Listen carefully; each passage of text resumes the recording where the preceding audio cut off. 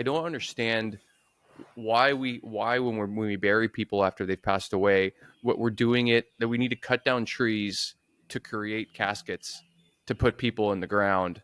Like it's the dumbest thing that I've ever heard of. And like this is such an easy thing for us to solve, and it would allow us to, like, our bodies to feed the earth and all of these things, instead of we have this gigantic box of wood in the, like, there are such pragmatic things to do. And yeah, like how do people in organizations, and how are you organizing people around this to actually give them a target to fire arrows at right now? It's and to your point a second ago, and this is something you touched on earlier as well. It's tradition, and that might be a cultural tradition, it might be a religious tradition, but those are the things that are holding us Ugh. back. These are the things, the Ugh. way things have always been. There's that book, and I'm going to butcher the title, but it's, what got you here won't get you there. That sort of idea, which is what's holding us Cool. back in so many different ways. And certainly capitalism is a big one that falls under that, but that's a different conversation for a different day. I just hope there is some brilliant mind somewhere out there figuring out a new system. But while we have capitalism, let's work within it to make it as good as possible if we can. So yes, but to your Right. question, the boring term for it is called materiality.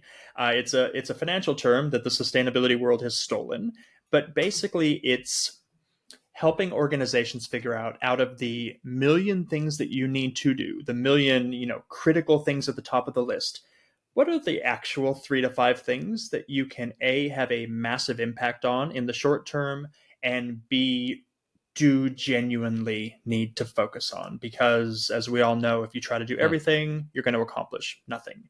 And that's what's happened with a lot of businesses thus far. So we help them to focus on 3 or 5 issues. And I know for a lot of people listening, you're probably thinking, but these businesses need to, they need to do so much more than 3 or 5 things. And yes, they do. But it's better they get 3 or 5 things done now than get nothing done for a long time. So that's how we get them to really get the ball rolling, and focus on those things, solve those Hmm. small, or they're usually not small problems, but that small set of problems. And then, like I mentioned a second ago, move on to the next thing. And that actually does create a lot of forward momentum and great progress versus just sitting around for another 20 years doing nothing.